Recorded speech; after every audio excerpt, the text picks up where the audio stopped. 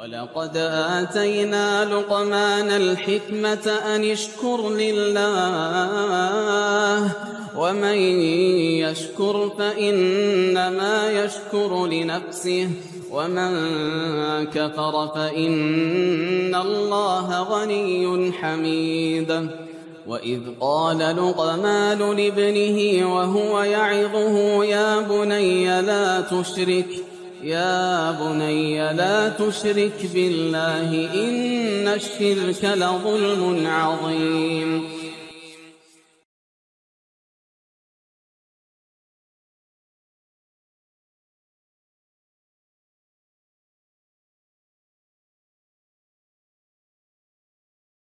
Assalamualaikum warahmatullahi wabarakatuh. Innal hamdalillah nahmaduhu wa nasta'inuhu wa nastaghfiruh wa na'udzu billahi min shururi anfusina wa sayyiati a'malina. Man yahdihillahu fala mudilla lahu wa man yudlil fala hadiya lahu. Asyhadu an la ilaha illallah wahdahu la syarika lahu wa asyhadu anna Muhammadan 'abduhu wa rasuluhu la nabiyya ba'dahu. يا أيها الذين آمنوا اتقوا الله حق تقاته ولا تموتن إلا وأنتم مسلمون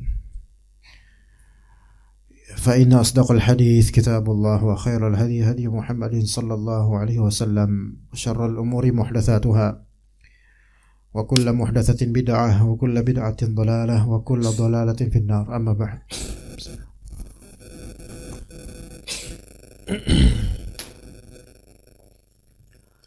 Insyaallah kita akan melanjutkan pengkajian tafsir Al-Quran untuk surat Al-Baqarah ayat 155 sampai 157 biiznillah ta'ala.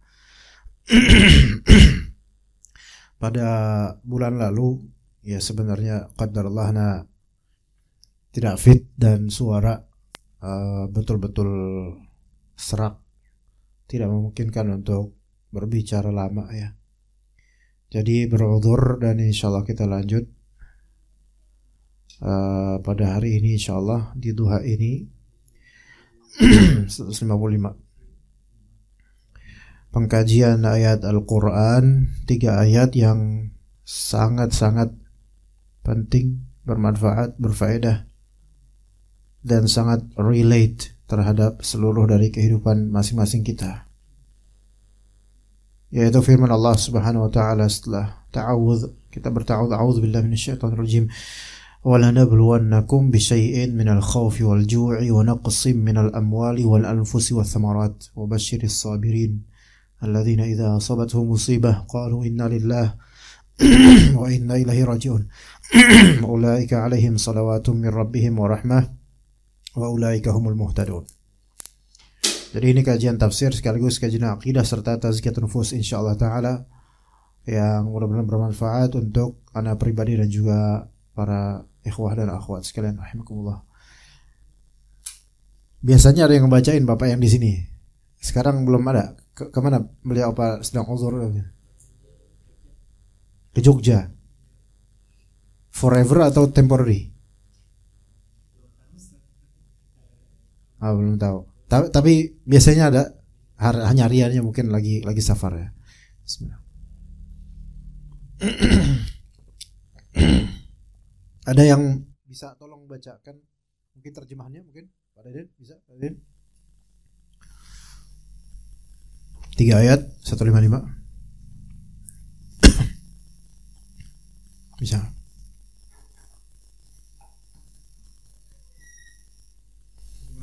Iya. Ya, terjemahannya aja, fadhal. Assalamualaikum warahmatullahi wabarakatuh.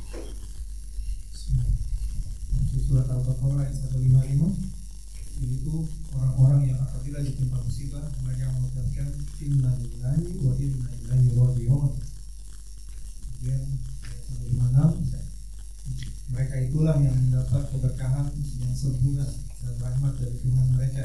Mereka itulah orang-orang yang mendapat petunjuk. 157-nya sesungguhnya Safa dan Marwah. Ini kayaknya kebalik deh, dan itu bukan terjemahan seperti Pak Deden. Bukan 157 malah yang tadi. Itu terjemahan ayat atau simpulan?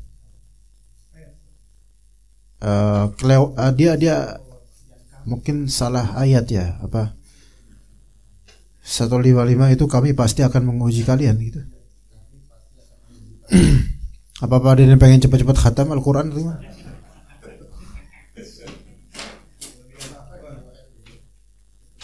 Dan sungguh akan kami berikan cobaan kepadamu sedikit ketakutan, kelaparan, kekurangan harta, jiwa dan buah-buahan, dan berikanlah berita gembira pada orang-orang yang sabar. 5:6 Yaitu orang-orang yang apabila ditimpa musibah mereka mengucapkan inna lillahi wa inna ilaihi raji'un.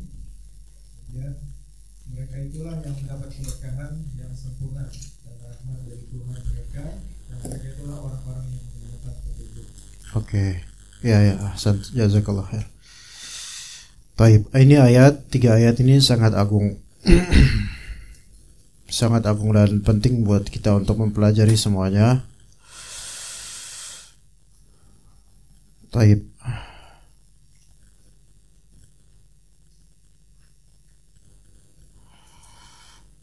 Baik untuk yang kecil atau dewasa, semua ini penting untuk memahami ayat-ayat ini. Kita mulai dari ayat 155. Kata Allah Azza wa Jalla, وَلَنَبْلُوَنَّكُمْ بِشَيْءٍ مِنَ الْخَوْفِ وَالْجُوعِ وَنَقْصٍ مِنَ الْأَمْوَالِ وَالْأَنْفُسِ وَالثَّمَرَاتِ وَبَشِّرِ الصَّابِرِينَ.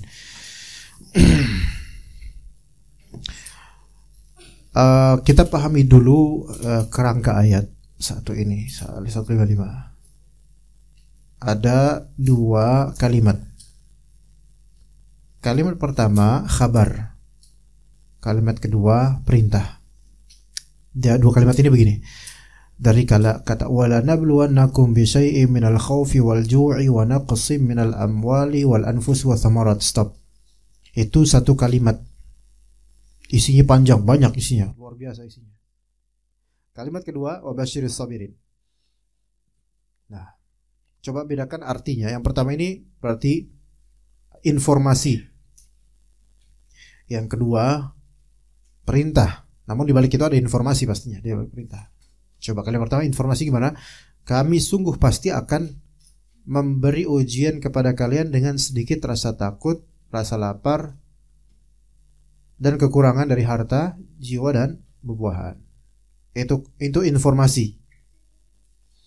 Kemudian berikutnya berikan konfirmasi ini, yaitu perintah. Basyiris sabirin, perintah. Beritakanlah kabar gembira pada orang-orang yang bersabar.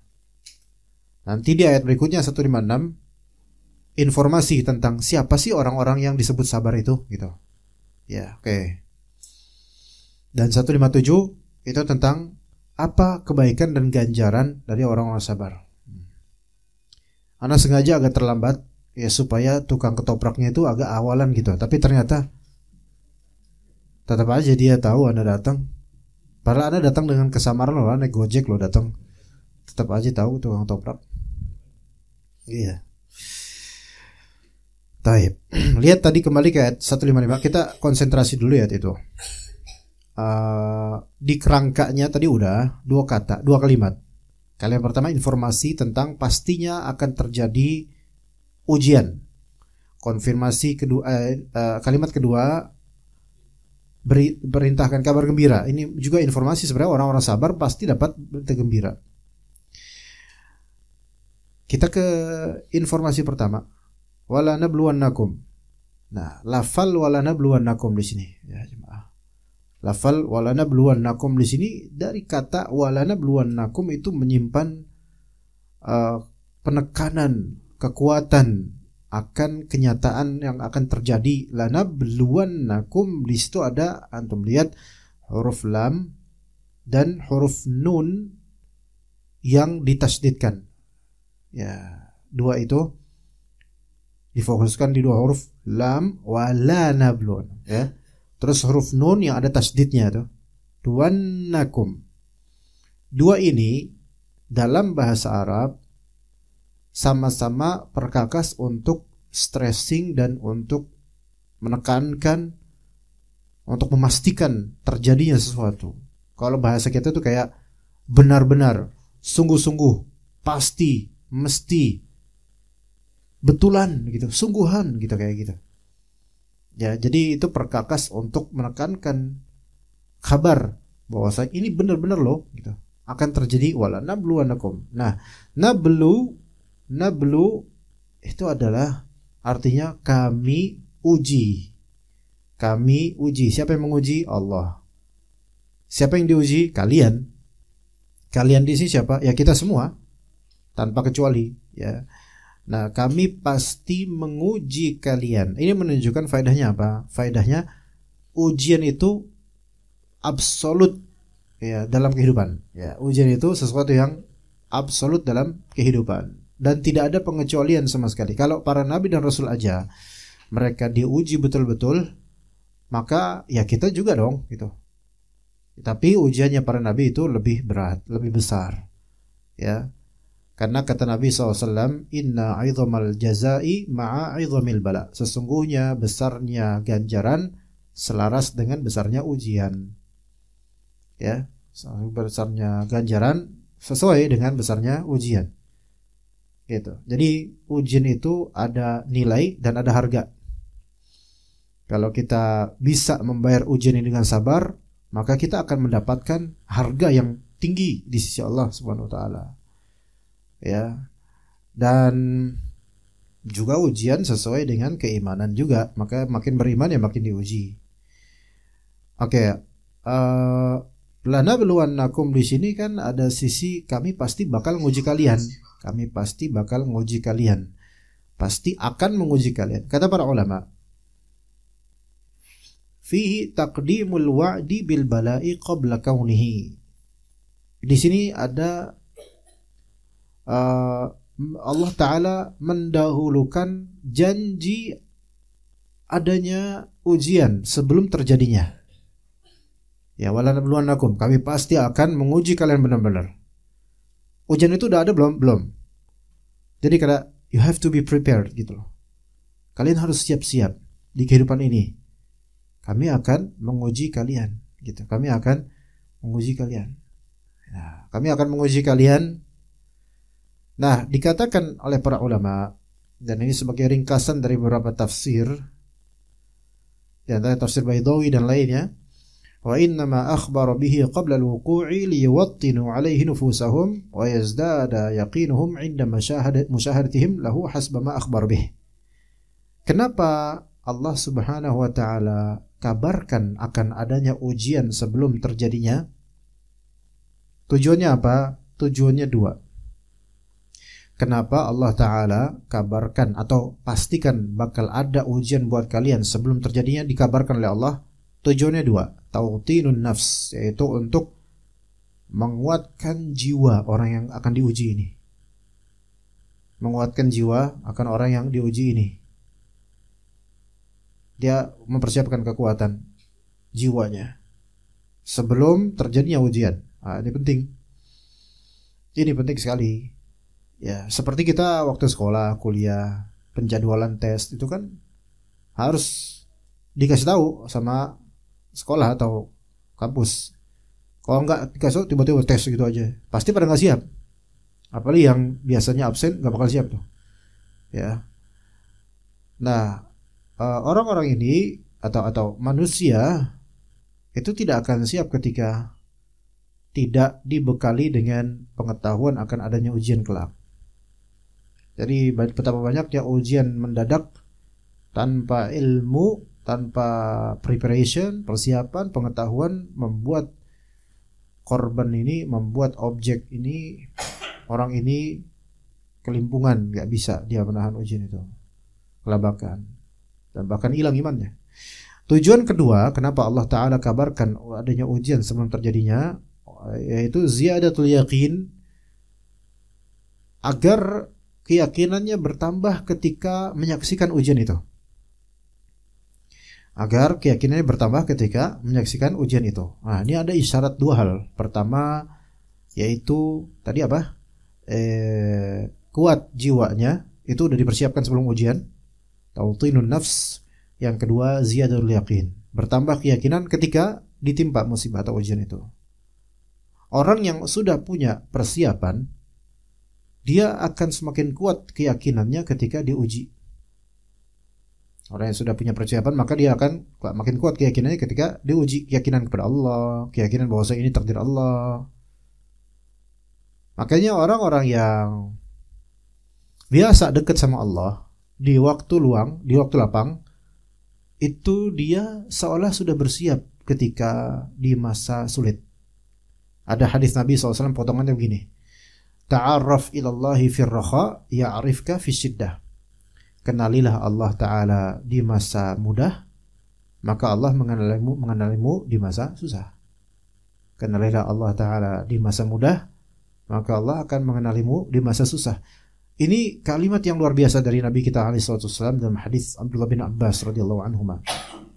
Bisa antum lihat kalimat ini secara panjang dan lengkap petuah Nabi kepada Abdullah bin Abbas di Arba'in Nawawi. Ana lupa hadis nomor berapa, tapi ini kalimat dari kayak ihfazillah yahfazka, ihfazillah tajidhu tujahaka dan seterusnya. Jagalah agama Allah, Allah akan jagamu. Ya, nanti kalau misalnya mungkin selesai kajian bisa antum cek hadis tersebut, ya. Ada kalimat ta'arraf ilallahi fir raha ya'rifka fi syiddah. Kenalilah Allah di masa mudah, maka Allah Ta'ala akan mengenalimu di masa susah. Apa isyarat dari kalimat ini, jemaah sekalian? Isyaratnya adalah orang kalau ngenalin Allah di masa susah, di masa mudah, itu lebih spesial loh. Karena apa? Karena umumnya orang di masa susah itu kenal sama Allah, baru situ kenal sama Allah. Tapi di masa mudah lupa daratan. Nah, siapa yang bersyukur kepada Allah Ta'ala di masa mudah, di masa lapang, enak semuanya, semua hal tuh settled gitu buat dia, tapi dia ingat Allah, bersyukur sama Allah, maka Allah Ta'ala akan mengenal dia nanti di masa mudah, di masa susah, dan itu bisa terlihat atau bisa terasa oleh orang ini. Di masa susah dia kuat jiwanya, dia bertambah keyakinannya. Ini dia.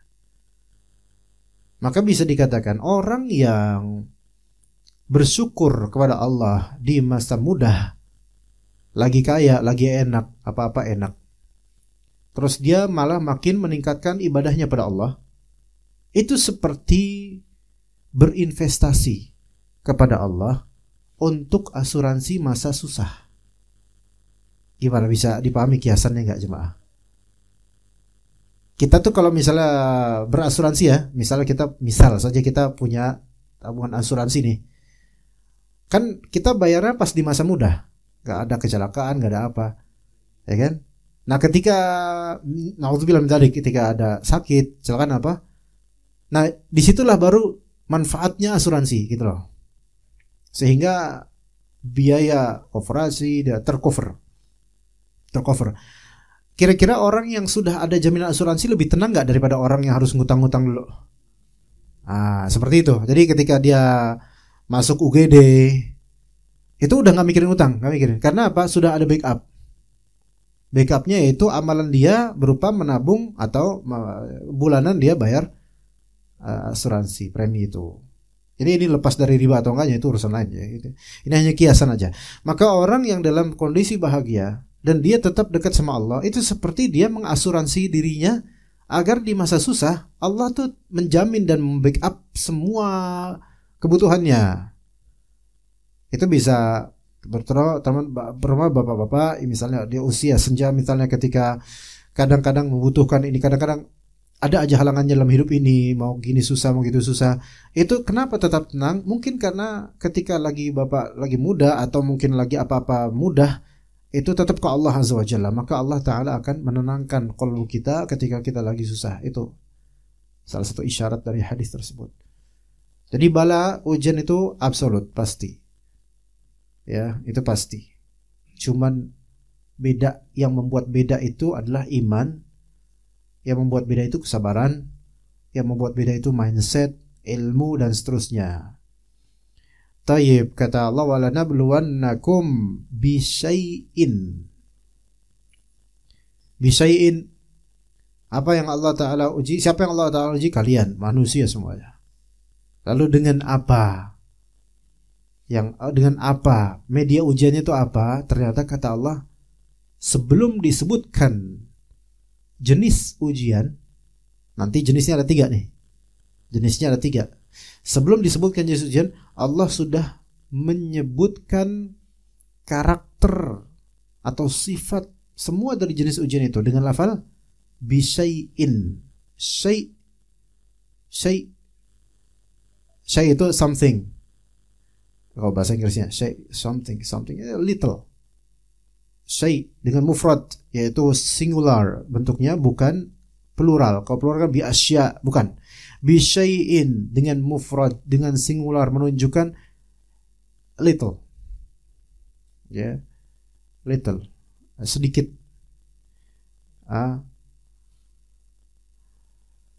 Gitu.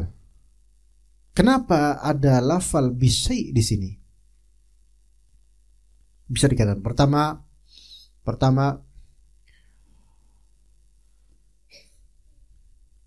dengan tujuan agar manusia itu termindsetkan musibah ini kecil. Gitu. Musibah ini kecil. Gitu dulu. Karena manusia itu ketika menganggap suatu kesulitan itu besar, maka akan besar baginya. Gitu. Tapi ketika musibah itu sebesar apapun, maksudnya ini bukan musibah agama ya, ini musibah dunia. Musibah dunia kayak luka, kecelakaan, kemiskinan, kehilangan benda dan seterusnya. Kalau dia nganggap itu besar, kalau nganggap padahal itu kecil doang, misalnya kehilangan 20.000 misalnya, tapi bagi dia itu besar, maka itu jadi besar sesuai dengan mindsetnya. Tapi kalau kehilangannya sebenarnya mungkin nominal besar bagi umumnya orang, besar, tapi dia menganggap ini kecil karena ini dunia, maka musibah itu akan kecil baginya dan Allah akan ganti. Ini tujuannya bisyai'in gitu loh. Ya, kita kehilangan sesuatu, baik kehilangan anggota tubuh fungsinya, atau kehilangan kesempurnaan fungsi anggota tubuh, atau kehilangan harta, bahkan kehilangan anggota keluarga dan seterusnya. Ketika kita berkiblat pada ini bisyai'in, maka kita akan menganggap oh ya udah syai'. Masih ada sesuatu yang prizeful atau sesuatu yang valuable, yang lebih bernilai lagi yang kita punya dari Allah SWT. Nah, gitu maksudnya ya.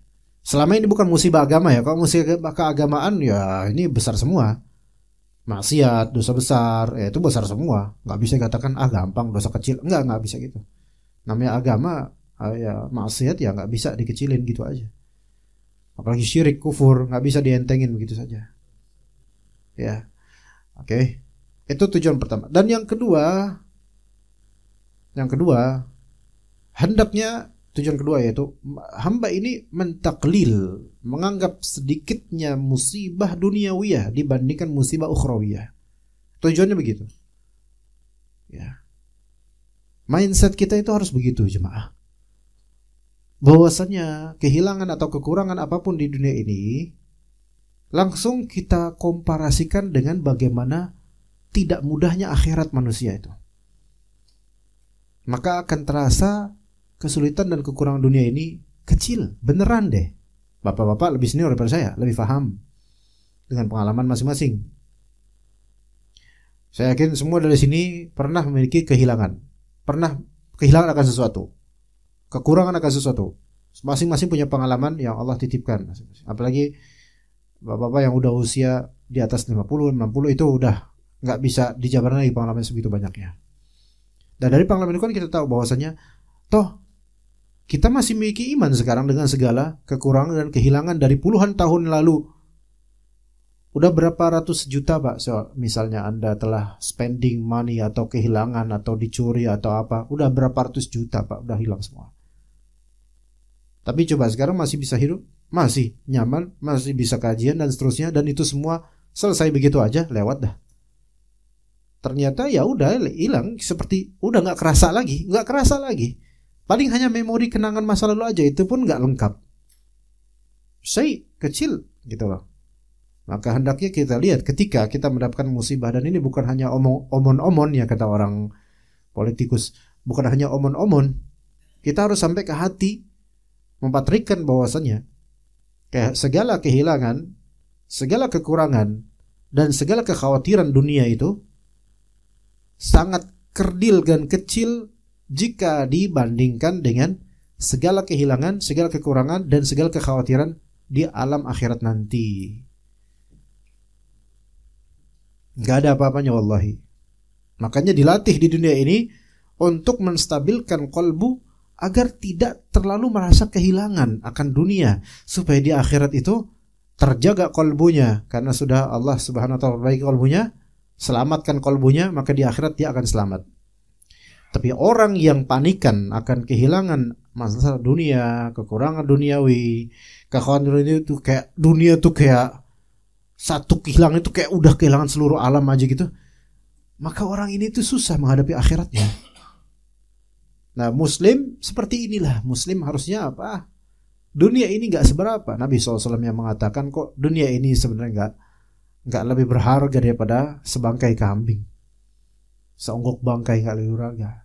Maksudnya gak lebih berharga di sini adalah pencapaian dunia yang dicita-citakan manusia itu gak ada harganya sebenarnya di akhirat. Baru dunia ini ada rasa harganya ketika apa? Ada nilai ibadah dan akidah yang benar di situ. Begitu. Makanya dalam hadis Nabi juga, dunia mal'unah wa mal'unatun ma fiha. Dunia itu basically-nya itu adalah terlaknat, dan apa-apa yang di dalamnya itu terlaknat, jauh dari rahmat Allah, jauh dari kebaikan, kecuali yang di sana ada zikir kepada Allah, ya, dengan akidah yang benar. Itu baru terasa ada mahalnya, ada value-nya dunia itu. Dan itu pun bukan karena dunianya, tapi karena akhiratnya nanti. Maka selalu ingat jemaah sekalian, dengan adanya lafal bisyai ini ada bimbingan dari Allah Azza wa Jalla terhadap qalbu kita masing-masing, bahwasanya segala kekurangan, segala kekhawatiran, segala kehilangan atau segala ketidak mendapatkan sesuatu di dunia ini itu adalah hal yang sebenarnya kecil kalau kita memang kiblat kita ke akhirat. Maka jangan terlalu bersedih. Bisyai, ya udah itu bisyai. Kemudian setelah Allah Ta'ala menyebutkan kriteria musibah dunia yang hakikatnya itu kecil, barulah Allah Ta'ala sebutkan klasifikasi bala dan ujian di dunia ini cuma 3. Klasifikasi ujian dunia ini secara hakikatnya cuma 3. Ayo sok, silakan disebutkan Pak, di ayat ada 3 Pak. 1 apa? Bahasa Arabnya apa? Minal khauf, al-khauf pertama. Kedua, al-ju'. Ketiga, an-naqs, ya. Al-khauf, rasa takut. Al-ju' rasa lapar. An-naqs, kekurangan. Itu 3 itu. Ujian hidup ini, di dunia ini maksudnya ujian dunia ya, cuma 3. 1, rasa takut. 2, rasa lapar. 3, kekurangan akan sesuatu. Sesuatunya pun dijabarkan oleh Allah Ta'ala nanti 3 hal lagi. Jadi ada 3. Sekarang pikir-pikir Pak, ujian dunia kita itu apa aja, dan coba ada nggak yang keluar dari salah satu dari 3 ini? Silahkan. Anda akan mendapatkan semua ragam ujian yang pernah menimpa hidup kita masing-masing atau orang lain, itu nggak keluar dari salah satu dari 3 ini. Silakan, apa aja, ya. Kemalingan masuk mana Pak? Kekurangan. Penyakit, ya bisa kekurangan, bisa perut, bisa rasa takut. Ya, itu aja. Kemudian misalnya bingung bayar SPP anak, masuk mana tuh? Itu ujian juga tuh. Apalagi bulan-bulan Juni ya itu tuh. Kekurangan iya. Ketakutan juga iya bisa. Terus apa lagi? Apapun Pak. Kumpulin semua masalah ujian di dunia ini, ujian ke dunia ini, nggak bakal keluar dari 3 ini. Nggak bakal. Ya kehausan masuk dalam kekurangan ya, kelaparan bisa juga ya, rasa takut ya bisa. 3 ini macam klasifikasi, tapi bisa juga satu ujian masuk dalam 3-3-nya. Bisa, atau dalam 2, Bisa dua macam, bisa dua jenis, bisa. Oke, kita jabarkan al-khauf, al-ju', an-naqs, itu 3. Dari 3 ini yang paling ringan yang mana, Pak? Mangga. Silakan. Yang paling ringan hakikatnya. An-naqs, kekurangan. Kenapa paling ringan? Karena kekurangan di sini lebih bersifat eksternal umumnya, biasanya eksternal. Adapun al-khauf dan al-ju' eksternal bukan? Internal, Pak. Enggak?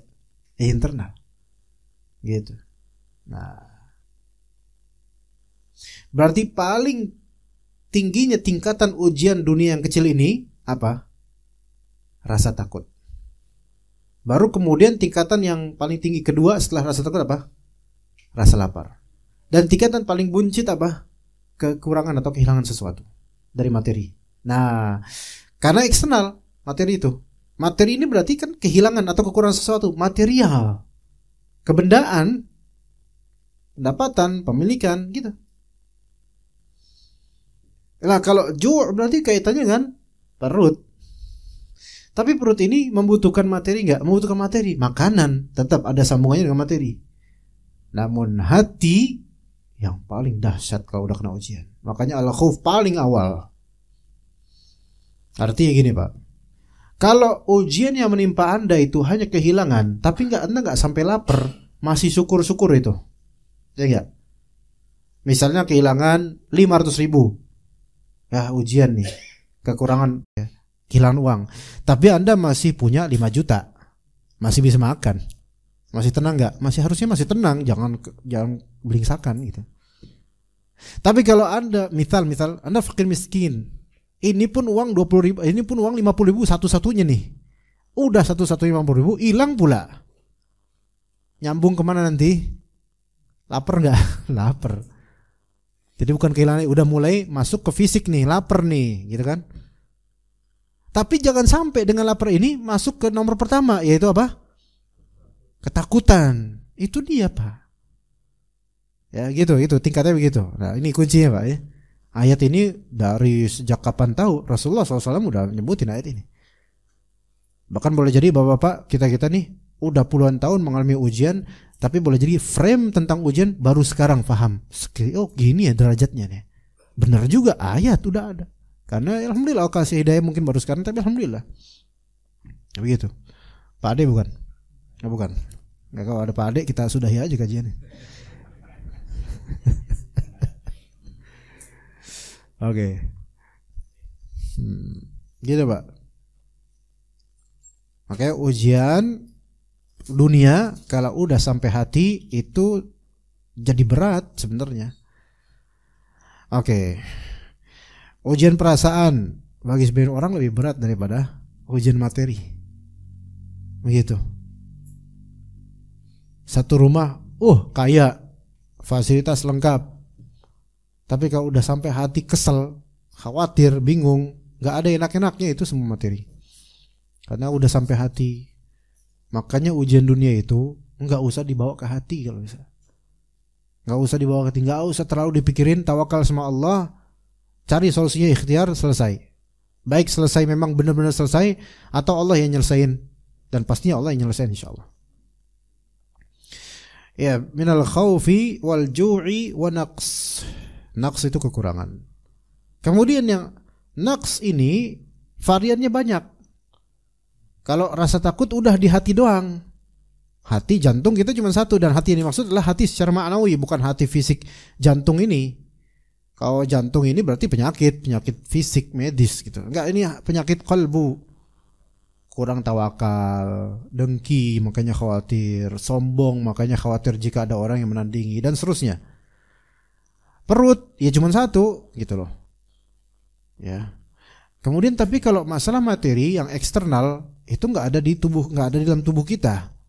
Melainkan ini banyak variannya. Rumah, kendaraan. Ya makanya Allah katakan minal amwali wal anfusi naqsim minal amwali satu A, wal anfusi B, wa thamarat C. Ini dikasih sampelnya oleh Allah. Wa naqsim minal amwal satu harta, wal anfus jiwa, nyawa ya. Thamarat buah-buahan berkaitan dengan food, makanan. Naqs ini yaitu kekurangan atau kehilangan dari tiga hal ini, dan ternyata materi ujung-ujungnya itu sebenarnya kembali ke tiga ini, materi manusia, yaitu pertama amwal, jamak dari mal. Mal itu adalah kepemilikan. Kepemilikan ini bisa berupa properti, tanah, rumah, kendaraan, buku-buku, perhiasan, duit, rekening tabungan, apapun itu. Ini masuk mal semua. Jadi mal itu kepemilikan ternyata ya banyak banget, Pak. Banyak banget variannya. Itu ya. Kemudian yang B dari ujian kekurangan atau kehilangan yaitu apa? Anfus. Jamak dari nafs yaitu nyawa, jiwa. Kekurangan nyawa itu seperti apa? Saudara meninggal, anak meninggal, istri meninggal, atau perceraian. Itu termasuk ujian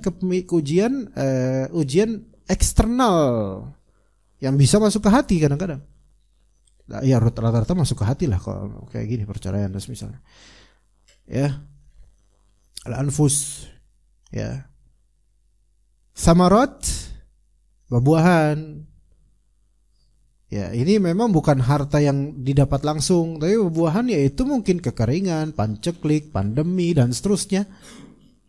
Berarti supply chain untuk buah-buahan udah nggak ada, misalnya rantainya habis karena hama dan seterusnya. Nah ini. Ya. Maka ini masih ujian materi duniawi yang jangan sampai masuk ke ujian perut. Kalaupun iya, jangan sampai masuk ke ujian hati, karena udah jadi berat kalau sampai ujian hati. Tapi tetap di sisi Allah itu semua syai' kecil, karena kekhawatiran di akhirat nanti jauh lebih mengerikan. Ya. Neraka bahkan sebelum ke akhirat, Pak, adab di alam kubur, wah itu nggak mudah, itu serem. Ya kalau nggak percaya rasain, ya kalau nggak percaya, ya semoga nggak gitu. Semoga Allah Taala mudahkan alam kubur kita. Semoga Allah Taala hindarkan kita dari azab kubur.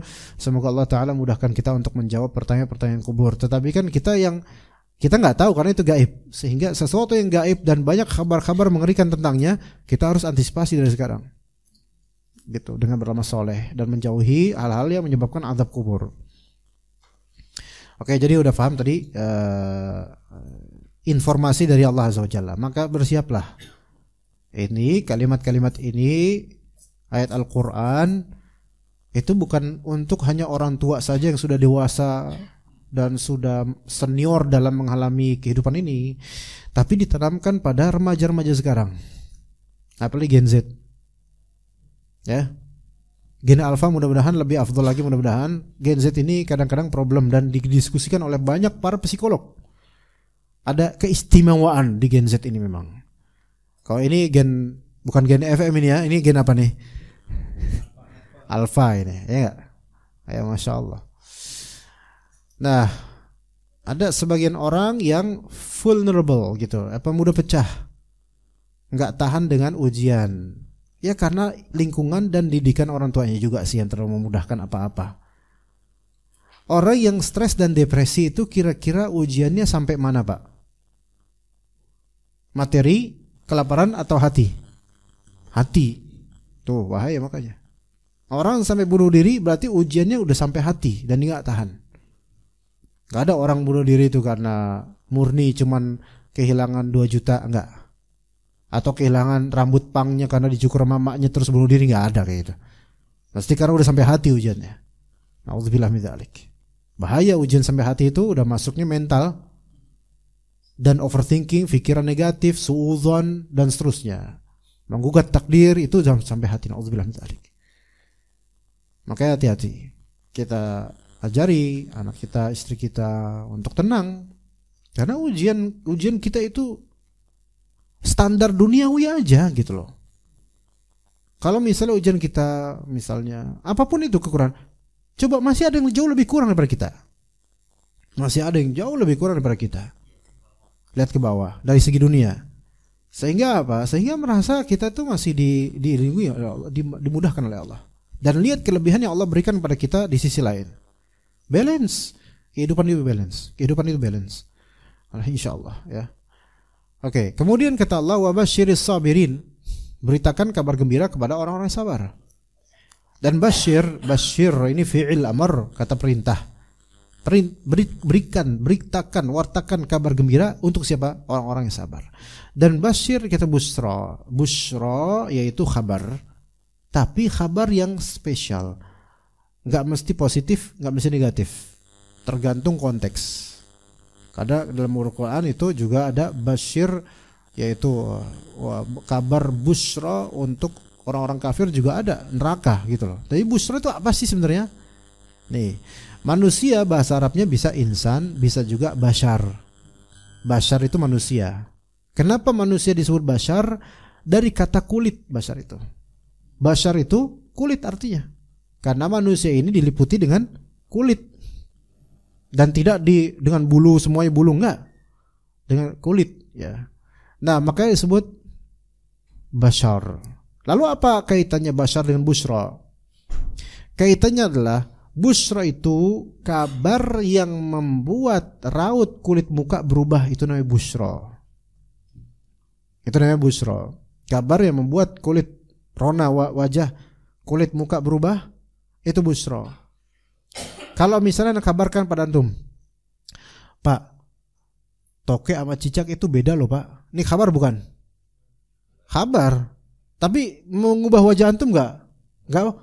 Masya Allah Ustaz, subhanallah, info yang sangat bermanfaat dunia akhirat. Enggak bakal antum ngomong gitu.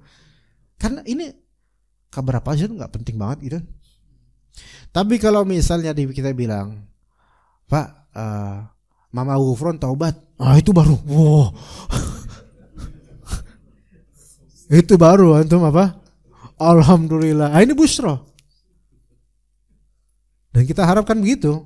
Ini busra. Gitu. Pak, polisi tidur nggak bangun-bangun. Nah, ini ngomong apa sih, Ustaz? Gitu. Apaan sih? Ustaz kok kayak gitu ngomongnya? Gitu kan. Iya. Gitu. Jadi busra itu adalah kabar yang membuat kulit wajah itu ada sedikit perubahan atau ada banyak perubahan. Makanya masuk busra. Baik kabar baik maupun kabar buruk. Gitu. Yang kata jokes orang-orang dahulu tuh, Pak Haji, anaknya judi Pak Haji. Astagfirullah. Kesel kan muka Pak Haji? Tapi menang Pak Haji. Alhamdulillah. Aku bilang Pak Haji model apa nih ya? Itu busra dua-duanya enggak? Kalau emang itu terjadi, busra dua, iya, busra kabar positif dan kabar negatif bagi dia, yang membuat raut wajahnya berubah, gitu. Kabar kematian seseorang misalnya, atau saudara mati, astagfirullah, ya Allah dia, padahal baru kemarin, kan berubah wajahnya itu. Ini busra namanya, walaupun negatif. Dan kabar busra untuk orang-orang kafir dengan berupa azab jahanam itu juga busra namanya. Karena apa? Karena ketika mereka mendapatkan apa yang dikabari itu betul-betul berubah wajah mereka. Ya coba aja Pak, antum ketemu enggak di sini ya, jangan di sini. Sini dikeprukin nanti. Atau misalnya ke Swedia misalnya ketemu orang Nasrani. Antum kalau misalnya enggak ke Islam masuk neraka antum. Mesti mukanya berubah, ya. Berubah karena kesel juga gitu. Maka ini busra. Iya begitu ya. Jadi busra wabashir, yaitu berikan kabar gembira membuat raut wajah mereka berubah. Untuk orang-orang yang sabar. Orang yang sabar ketika diberikan kabar gembira berubah enggak? Kadang orang sabar tuh menahan rasa sakit di hatinya, diem gitu. Tapi ketika anak kasih kabar kepada antum kabar baik, Allah Ta'ala akan nolong antum, insyaallah ya gitu. Dia langsung wajahnya tuh agak seneng karena didoakan baik-baik. Ini busra termasuk.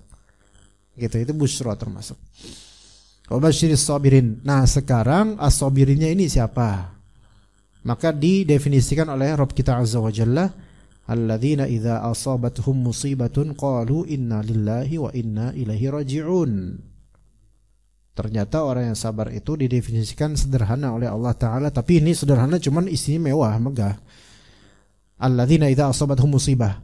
Itu orang-orang yang jika, kontekstual, jika asabathum musibah, musibah menimpa mereka, jika musibah menimpa mereka, maka kemudian mereka berkata, Inna lillahi wa inna ilaihi raji'un. Dan perkataan ini benar-benar perkataan lisan dan hati. Bukan cuma di lidah doang. Kadang-kadang kita di lidah doang loh, innalillahi itu.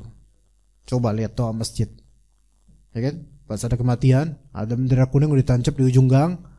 Kemudian ada secarik tulisan Fulan bin Fulan, jam sekian, gitu. Kasih tahu ke marbot. Tinggal urusan marbot sekarang, kasih duit 100.000. Ya. Assalamualaikum. Tuh nadanya udah benar tuh, benar tuh nadanya. Ya kan? Assalamualaikum warahmatullahi wabarakatuh, gitu. Ada apa nih tiba-tiba siang bolong kayak gini masjid ngomongin ya. Mak-mak yang lagi ngerumpi berhenti ngerumpinya. Inna lillahi wa inna ilaihi raji'un. Bener gak? Kayak gitu gak? Iya di mana-mana gitu kan. Ya semua juga denger kan. Anak bukan pengalaman karena anak jadi toa masjidnya, bukan. Itu semua orang yang ini, terutama emak-emak itu langsung nyuruh temennya pada diam. Diam. Anaknya lagi main berisik, diam gak? Diam malu, awas loh, diam. Gitu, suruh diam. Diulang sampai 2 kali. Dan karena marbot tahu bahwa saya masih banyak sibuk, 3 kali. Ngairaji'un, telah berpulang gitu kan. Ke rahmatullah gitu. Siapa gitu? Bin Fulan jangan. Itu kalau nggak kedengeran sama emak-emak atau sama orang, kesel itu. Ya. Di sini kita lihat baik marbotnya ngomong innalillahi itu pakai hati nggak sebenarnya gitu. Terus orang yang mendengarnya itu hanya sekedar kepo atau mengambil ibrah. Rata-rata karena kepo. Siapa yang mati? Coba ulangin sih. Diulangin. Dia mati ya, dia langsung ngomong. Padahal dia kayak gini loh, padahal kenapa enggak ngucapin yang lahir dulu atau gimana kayak gitu ya? Rata-rata enggak mengambil ibrah. Apalagi yang mati adalah musuhnya. Alhamdulillah mati. Saya ada orang usia mungkin sekarang 60 lebih lah ya. Itu ketika dia ngutang sama orang, punya utang sama orang. Terus orang yang ngutangin dia mati. Dianya malah seneng. Alhamdulillah mati dia. Iya, padahal dia masih punya utang nih. Alhamdulillah mati, gue nggak ditagih lagi. Bahlul kan ini bahlul. Justru malah sedih lah. Gimana cara bayarnya? Harus ke ahli warisnya kan ya. Tapi ini malah seneng ketika penghutangnya mati. Subhanallah. Banyak orang nggak mengambil ibrah dengan musibah. Bahkan tidak sedikit orang yang mengucapkan innalillahi itu hanya sekedar ucapan lisan. Memang di sini kalau mereka berkata innalillahi wa inna ilaihi raji'un, tetapi itu juga harus tercermin juga di qalbu dan juga tercermin di sikap. Kadang kita innalillahi wa inna raji'un tapi nggak sabar, kemudian marah, kemudian innalillahi wa inna raji'un. Kenapa kayak gini? Kenapa gitu? Padahal nggak boleh, kalau ngomong innalillahi wa inna ilaihi raji'un dengan qalbunya juga dan paham maknanya, nggak bakal dia mencela takdir, nggak bakal dia nggak terima. Kenapa? Karena ini kalimat innalillahi satu, wa inna ilaihi raji'un itu udah cukup mendamaikan hati orang yang kena musibah. Sebenarnya begitu. Maka orang kalau mau sabar, pahami baik-baik apa yang dia ucapkan dari innalillahi wa inna ilaihi raji'un itu. Apa dua kalimat ini? Inna lillahi, sesungguhnya kita semua milik Allah. Lah kalau saat sampean punya kepunyaan Allah, berarti sampean ya dipunyai oleh Allah, takdir dari Allah, semua kejadian itu dari Allah. Karena sampean punya Allah, sampean dimiliki oleh Allah, hambanya Allah, budaknya gitu. Wa inna ilaihi raji'un, dan kita akan berpulang kepada Allah. Itu yang dipikirin. Pikirin akhirat. Pikirin akhirat dan cari pahala dari Allah Azza wa Jalla dengan musibah ini. Kita ini milik Allah, sehingga apa-apa yang terjadi sebagai musibah pada diri kita, berarti kan ada yang merencanakannya, itu Allah. Dan kita akan diminta pertanggungjawaban atas sikap kita dalam menghadapi musibah. Nanti di hadapan Allah kita diminta, kenapa kamu dulu begini pas kena musibah? Ditanya, maka harus jaga sikap gitu. Inna lillahi wa inna ilaihi raji'un bukan sekadar kalimat. Maknanya itu sangat agung, si tingkat tauhid yang tinggi. Inna lillahi wa inna ilaihi raji'un. Ya. Itu orang yang bersabar. Berarti bersabar dimulai dari penzohiran kalimat juga, jemaah. Jadi sabar itu juga di lisan, di perbuatan. Kalau perbuatannya mendustakan kesabaran lisan, berarti nggak benar. Jadi sabar itu pakai komplit hati, lisan, anggota tubuh. Ini Pak, ada orang meninggal. Coba lihat. Pas meninggal, si istrinya kemudian nangis sesenggukan, terus naikin volume tangisannya, wah gitu. Terus keranda suaminya dipeluk, wah mas jangan tinggalkan aku. Kata suami, siapa juga, gue masih di sini kan, gitu kata suaminya. Jangan tinggalkan aku nggak bisa hidup tanpamu dan seterusnya. Ini kan dalam Islam namanya niyahah, meratap, dan ini dosa yang sangat besar. Kenapa nggak boleh dalam Islam niyahah? Dosa besar banget. Karena di situ ada nilai tauhid yang berkurang dan tidak sabaran, dan membuat orang pada sedih, membuat orang overthinking, dan itu menginfluence orang untuk bareng-bareng meratapi. Nggak ada gunanya meratapi karena waktu tidak akan kembali, mayit tidak akan bangkit. Kau bangkit malah tambah nangis dia karena serem juga gitu kan. Nggak bakal bangkit. Mau apa faedah dari tangisan itu? Nggak mengubah keadaan kecuali makin buruk. Gitu. Ya. Padahal kayaknya kalau antum rebahan enak tuh kayaknya. Nah begitu. Ya. Jadi qalbu memaknai inna lillahi wa inna ilaihi raji'un. Lisan mengucapkan inna lillahi wa inna ilaihi raji'un. Anggota tubuh berperan untuk mendukung makna kalimat inna lillahi wa inna ilaihi raji'un. Konsekuensinya begitu. Karena kalau dia ngomong inna lillahi wa inna ilaihi raji'un, ya Allah takdir begini amat ya, gitu kok ngeselin ya Allah. Kenapa? Saya dosa apa sih sebenarnya? Nah, ente ngapain tadi ngomong inna lillahi tapi kayak nggak terima gitu. Iya, terus ngapain nanti ngomongin ini terus tapi kayak menggugat takdir. Nah gitu. Jadi sabar itu di qalbu iya, di lisan iya, di anggota tubuh juga iya. Nabi SAW itu melarang untuk menampar-nampar pipi, merobek-robek ini, ya, menyakiti tubuh karena sedih. Itu termasuk niyahah, dosa besar, dan ada ganjaran buruknya di akhirat. Bahkan ketika nanti dibangkitkan di padang mahsyar, itu dibangkitkan dalam keadaan pakaian itu berpakaian, tapi pakaian itu terbuat dari ter panas yang buat aspal itu loh.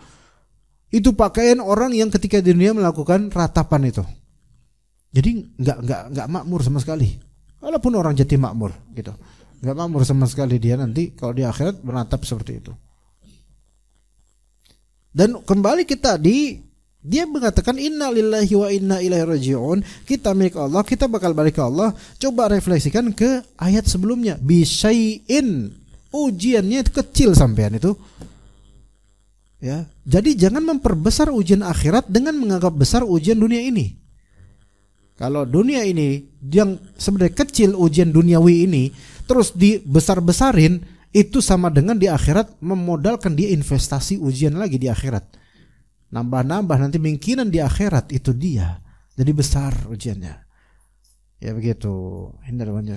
Wa inna ilaihi raji'un. Ulaika alaihim salawatum min rabbihim wa rahmah wa ulaika humul muhtadun. Ulaika gimana? Ulaika alaihim salawat min rabbihim wa rahmah wa ulaika humul muhtadun. Di sini kita katakan ada 3 ganjaran yang Allah sebut dalam satu ayat ini untuk orang-orang yang bersabar dan mengatakan inna lillahi wa inna ilaihi raji'un. Pertama, ulaika alaihim salawatu min rabbihim. Mereka akan mendapatkan salawat min rabbihim. Salawat di sini atau pujian-pujian dari Allah, pujian-pujian dari Rabb mereka. Allah itu kalau udah muji seorang hamba itu nggak sekadar muji kayak manusia muji orang lain. Kalau Allah muji hamba pasti ada kelaziman dan konsekuensi. Apapun terserah Allah, mau Allah kasih apa ini hamba ini terserah Allah. Kalau Allah sudah memuji, oh itu sudah beda. Pagi ini orang kalau misalnya nih, kalau yang muji orang biasa, Pak, masya Allah bagus ya Pak, biasa aja kita. Tapi kalau yang muji kita pejabat, kira-kira, wah, kalau yang muji kita orang kayak dermawan, crazy rich yang dermawan dan suka ngasih ini itu, kita dipuji sama dia, pasti ada harapan gak dari? Tapi ini manusia ya. Nah, bagaimana kalau yang memuji adalah Rabbul Alamin, yang pemilik langit dan bumi, yang bisa melakukan apa aja sekehendaknya, yang punya kekayaan yang tidak dibatasi oleh apapun. Gimana kita gak punya harapan sama Allah? Ulaika alaihim salawatum min rabbihim. Allah Ta'ala berselawat atas orang-orang yang sabar. Lihat, Allah Ta'ala berselawat. Berselawat di sini maksudnya memuji orang-orang yang bersabar. Ini dipuji oleh Allah. Orang ini diuji karena sabar, dia dipuji oleh Allah.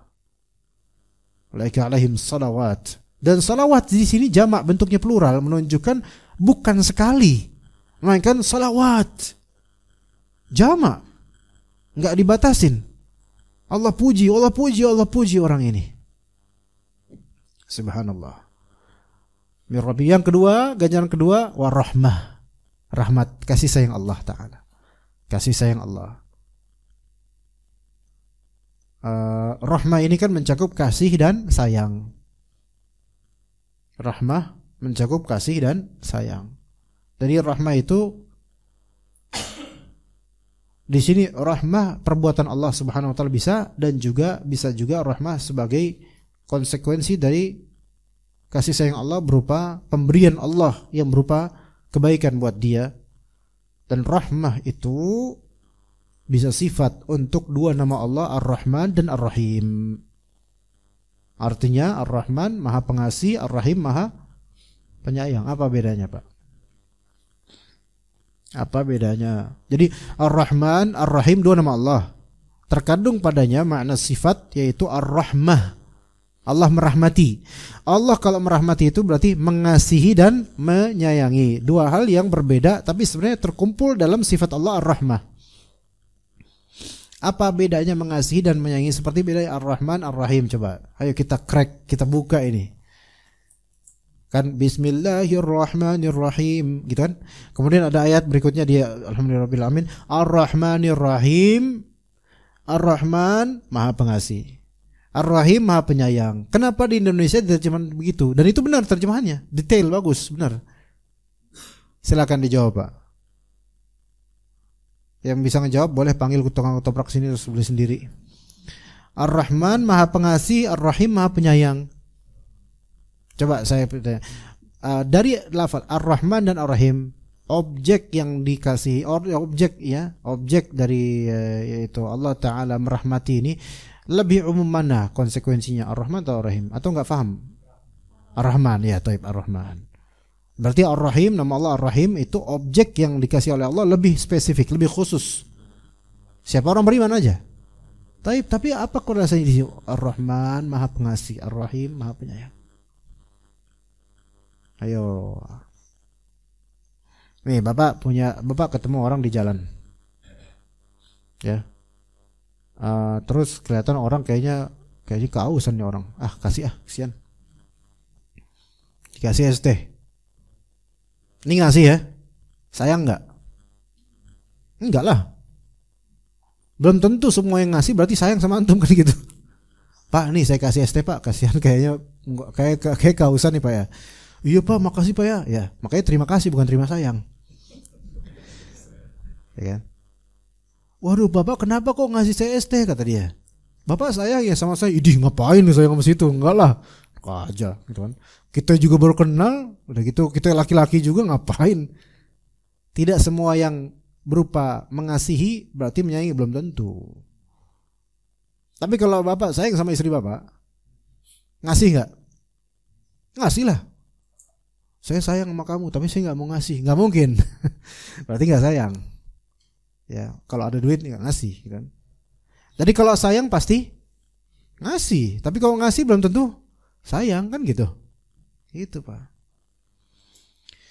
Nah, Allah Ta'ala ngasih orang beriman, ngasih orang kafir, ngasih binatang. Apakah itu berarti sayang? Belum tentu. Karena cuma dikasih. Binatang dikasih rezeki nggak? Dikasih. Apakah karena Allah sayang sama binatang ini? Ya enggak juga. Sayang beda lagi nih sayang. Allah Ta'ala kasih orang kafir nikmat yang banyak gitu. Apakah berarti Allah sayang sama orang kafir ini? Ya enggak lah, Allah murka sama orang kafir ini. Tapi dikasih.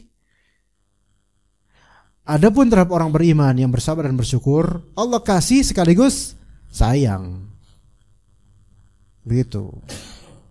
Itu bedanya Ar-Rahman dan Ar-Rahim. Nah, sekarang ulaika alaihim salawatum mir rabbihim, udah itu, wa rahmah. Mereka mendapatkan rahmat, yaitu apakah? Kasih sayang dari Rabb mereka. Berarti Allah sayang enggak sama orang yang sabar ini? Sayang. Kalau sayang pasti ngasih enggak? Pasti ngasih, gitu. Jadi orang yang sabar tuh tenang aja, ente bakal dikasih sama Allah. Ente bakal dikasih sama Allah. Yang ketiga, wa ulaika humul muhtadun, dan ini luar biasa. Wa ulaika humul muhtadun, mereka adalah orang-orang yang dapat hidayah. Artinya berarti dapat apa? Dapat petunjuk how to do his life, how to do with his life. Itu bagaimana dia melanjutkan hidup, dapat petunjuk. Makanya orang yang sabar itu, orang yang tenang itu, dia yang dapat petunjuk rata-rata. Tapi orang yang belingsakan, orang yang kebingungan, itu susah dapat petunjuk. Orang yang nggak terima takdir, susah dapat petunjuk. Coba misalnya antum baca di surat At-Taghabun, kalimatnya luar biasa. Anda nggak tahu pernah baca di sini atau enggak? Di ayat 11, ma asaba min musibatin illa biiznillah, wa may yu'min billah yahdi qalbah, wallahu bikulli syai'in alim. Apa yang menimpa dari suatu musibah, tidaklah suatu musibah menimpa kecuali dengan izin Allah. Mindset. Wa may yu'min billah yahdi qalbah. Siapa yang beriman kepada Allah, Allah akan membimbing hatinya. Hatinya langsung dibimbing. Gak takut dia, gak khawatir dia, karena dibimbing sama Allah. Karena sabar orang ini, karena punya iman. Ulaika humul muhtadun. Mereka inilah orang-orang yang dapat hidayah. Oh, mahal, Pak. Mahal. Bahkan kalau dikasih materi dengan dikasih hidayah, mungkin lebih afdal dikasih hidayah. Karena materi bisa habis, sementara hidayah kekal, nanti bisa buat petunjuk berikutnya. Gitu jemaah. Makanya ketika kita dapat musibah, tetap ingat kata Nabi SAW, ihfazillah yahfazka, ihfazillah tajidhu tujahaka. Kalau ente dapat musibah, tetap jaga agama Allah, jaga lisan, jangan nggak kacau-kacau, jaga. Maka Allah jaga antum. Jaga agama Allah, tajidhu tujahaka, maka engkau akan mendapatkan Allah membimbingmu. Gitu. Ulaika humul muhtadun. Maka orang-orang yang sabar itu mereka dapat petunjuk. Mereka ngerti konsep dunia ini. Mereka ngerti nanti gimana. Tetap tenang. Wajar kalau ustadz-ustadz yang soleh atau ikhwan-ikhwan yang soleh dapat musibah kayak gimana pun, antum wajar ngelihat mereka tuh kayaknya tenang aja gitu. Karena udah ada kuncinya. Ya. Dan orang-orang yang awam, jauh dari syariat, jauh dari ilmu syar'i, jauh dari majelis ta'lim, jauh dari orang soleh, antum lihat ngeluh dikit. Aduh, padahal enggak seberapa. Meratapi, enggak dapat hidayah. Ya. Begitu jemaah sekalian. Ini tafsir dari 3 ayat ini, mudah-mudahan bermanfaat buat anak pribadi dan juga semua jemaah sekalian. Apalagi dalam berkeluarga, ujian itu makin ada. Dan pengalaman kita, jemaah sekalian, semua dari kita punya pengalaman. Semakin ada pengalaman adalah nikmat dunia ini tidak ada yang 100% nikmat begitu saja, melainkan pasti ada ujiannya. Maka siapa yang pengen bercita-cita dapat nikmat lebih, dia harus bersiap-siap untuk dapat ujian lebih. Kata Allah Azza wa Jalla, ahasiban nas ayyutraku ayyaqulu amanna wa hum la yuftanun. Apakah orang-orang menyangka bahwa mereka dibiarkan berbicara kami beriman, mereka nggak diuji? Pasti diuji supaya terketahui siapa-siapa yang jujur dalam beriman, siapa-siapa yang tidak. Begitu. Jadi ujian ini untuk menguji keimanan. Ujian untuk orang beriman, menguji keimanan mereka, seberapa imannya. Bahkan semakin tinggi keimanan, semakin besar ujian itu. Jadi Nikmat dunia ini selalu berisiko, nggak ada yang enggak. Nikmat dunia selalu berisiko, nggak ada yang enggak. Antum beli rumah di mana pasti ada risikonya. Antum punya properti apa pasti ada risikonya. Antum punya gaji lebih pasti ada tumbalnya, ada risikonya, ada semua. Iya, antum punya anak lebih ada risikonya. Semua bujang itu mengharapkan dapat istri kemudian punya anak berapa. Nanti kita punya anak 7 ya, nanti punya anak 8 ya. Fadl, cita-cita seperti itu. Tapi ente harus siap-siap. Jangan pengen punya anak 8 tapi rasa 2 doang, nggak bisa. Emang 6 anak patung semua apa gimana? Ada ujian masing-masing, harus terima. Nih kok anak saya kayak gini ya, satu bandel yang satu alim. Kenapa nggak alim semua? Ya di situ ujiannya. Gitu Pak ya? Gitu. Punya tetangga ada ujiannya, nggak punya tetangga mungkinan banyak ujiannya karena hantu doang isinya. Gitu kan? Nah, ada semua, nggak ada yang nggak ada ujiannya di situ dunia ini. Punya ilmu aja makin berat ujiannya. Punya ilmu makin berat ujiannya, gitu. Ya, dulu waktu belum berilmu, belum jadi ustadz, yang WhatsApp ke kontak sedikit. Pas jadi ustadz banyak yang kontak nanya ini nanya itu. Bahkan nanya, ustadz udah nikah belum? Lah udahlah, emang nggak kelihatan belum nikah apa? Ya udah kalau udah nikah baru 1 atau udah. Nah, ada lagi ujiannya kemudian. Fitnahnya ada lagi gitu. Bahkan yang udah misal 4 istri ada lagi fitnahnya kemudian. Saya rela jadi yang kelima misalnya gitu. Subhanallah. Ada ujiannya Pak jemaah. Semua ada ujiannya. Ya. Jadi kita juga tanamkan pada anak-anak kita siapapun ya. Nah, kalau kamu punya cita-cita tentang dunia ini, kamu harus siap dengan segala risikonya. Jangan cuman cita-citanya doang, tapi bersiap dengan segala risikonya. Kita juga gitu yang mau beramal soleh, lebih banyak beramal soleh, harus siap juga dengan ujian dalam beramal soleh. Ada orang-orang baik yang masya Allah amalnya baik, tapi ujiannya apa? Kecurigaan orang-orang, suudzonnya mereka, ada aja ujiannya. Begitulah hidup. Ya subhanallah. Tapi kembali kita ingat, inna lillahi wa inna ilaihi raji'un. Kita tuh milik Allah, udahlah. Dan kita kan kembali kepada Allah, udah kita fokus aja di amal soleh. Dan jangan sampai dia keluar dari koridor syariat. Tapi begitu insyaallah untuk tafsir Ibnu Katsir. Kita lanjut ke kajian Sunan An-Nasa'i insyaallah. Sallallahu ala nabiyina Muhammad wa ala alihi wa sahbihi ajma'in.